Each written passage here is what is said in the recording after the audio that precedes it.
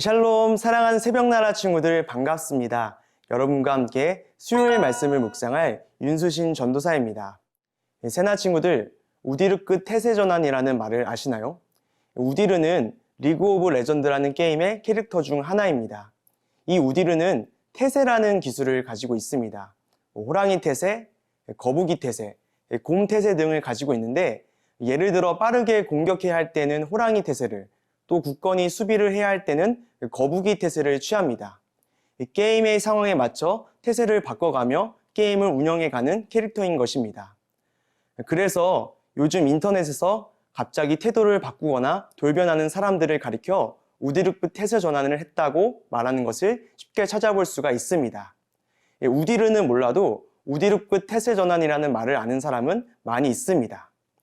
오늘 우리가 읽을 시편 말씀에도 우디르크 태세 전환을 보여주는 사람이 있습니다. 누구일까요? 함께 말씀을 살펴 알기 원합니다. 오늘 말씀의 주제는 하나님의 침묵 속에서입니다. 오늘의 말씀은 시편 13편 1절에서 6절입니다.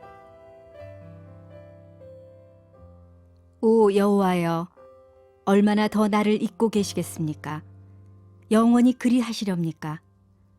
주의 얼굴을 얼마나 더 내게서 감추시겠습니까?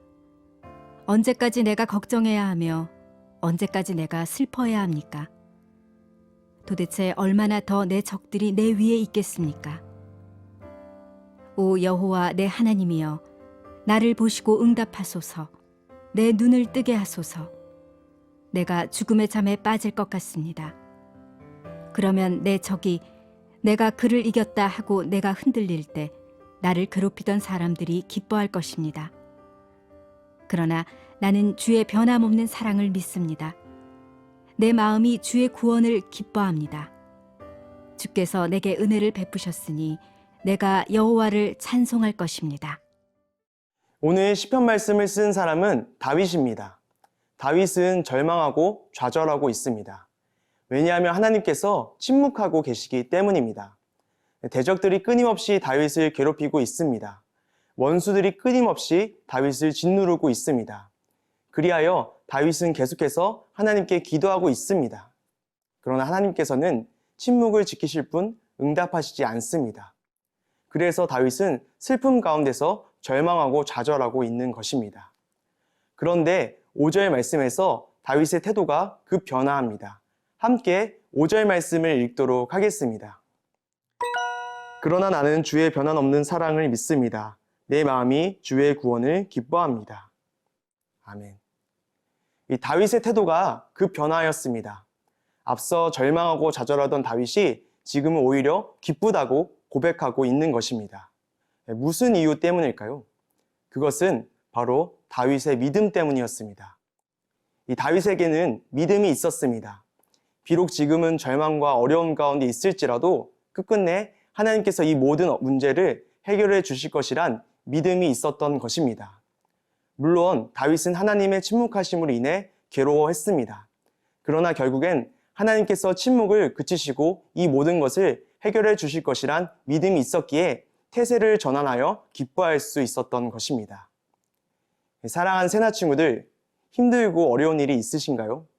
그렇다면 다윗처럼 하나님 앞에 그 마음을 토로하십시오. 하나님께서 들어주실 것입니다. 그리고 반드시 응답해 주실 것입니다. 물론 지금 당장 응답이 없기에 우리는 그것이 침묵으로 느껴질 것입니다. 하지만 하나님의 침묵에는 이유가 있습니다. 아직 응답하실 때가 아니기 때문에 침묵하시는 것 뿐입니다. 그러나 하나님은 결코 침묵으로 끝내지 않으십니다. 하나님께서는 가장 정확한 때에 응답하실 것입니다. 요셉이 감옥에 갇혔을 때 술 맡은 관원장의 꿈을 풀어주며 감옥에서 나가길 원했지만 그렇게 되지 않았습니다. 하나님께서 술 맡은 관원장으로 하여금 요셉을 잊게 하셨기 때문입니다. 그러나 2년 뒤 이집트의 왕 바로가 꿈을 풀 때에 술 맡은 관원장으로 하여금 요셉을 기억나게 하셨습니다. 그리하여 요셉은 바로의 꿈을 풀고 총리가 되었습니다. 2년 전 하나님께서 침묵하셨기 때문에 가능했던 일이었습니다. 하나님의 침묵에는 이유가 있다는 것을 기억하며 다윗처럼 요셉처럼 믿음으로 응답하실 때를 기다리는 모든 새나 친구들 되기를 소원합니다.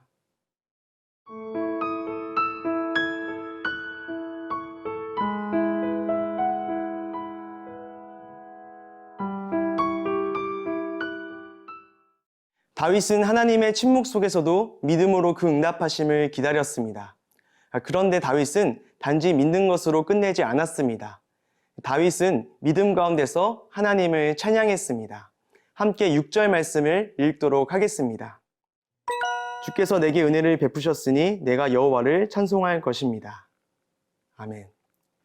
분명 다윗은 현재 절망적인 상황 가운데 있었습니다. 그리고 하나님께서는 침묵하시고 계십니다. 그러나 그럼에도 불구하고 다윗은 하나님을 찬송하겠다고 말합니다. 그 이유가 무엇입니까? 그 이유는 지난날 하나님께서 다윗에게 은혜를 베푸셨기 때문입니다.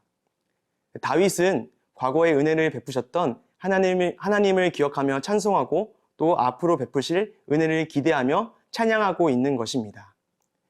사랑하는 새나 친구들, 우리도 다윗과 같기 원합니다. 우리도 절망적인 상황이 다가왔을 때 다윗처럼 먼저 과거에 하나님께서 베푸셨던 은혜를 기억하기 원합니다.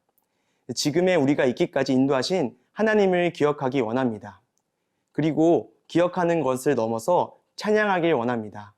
과거의 어려운 때 함께 하셨던 하나님께서 지금 상황 가운데서도 함께 해주실 것을 믿으며 하나님을 찬양하기 원합니다. 제가 좋아하는 찬양 중에 주 이름 찬양이라는 제목의 찬양이 있습니다. 거기에 이런 가사가 있습니다. 주님은 주시며 주님은 찾으시네. 내 맘에 하는 말 주 찬양합니다. 주님이 주실 때에도 또 주님이 찾으실 때에도 오직 하나님만 찬양하겠다는 결심입니다. 가장 선하고 완전한 하나님의 계획을 기억하며 어떤 순간에도 하나님을 찬양하는 모든 새나 친구들 되기를 소원합니다. 이 시간 함께 기도하겠습니다. 하나님은 완전하십니다. 하나님의 때 역시 완전한 것을 우리가 믿습니다. 그것을 기억하며 믿으며 나아가는 모든 새나 친구들 될 수 있도록 주님이 인도하여 주시옵소서. 예수 그리스도의 이름으로 기도드렸습니다. 아멘.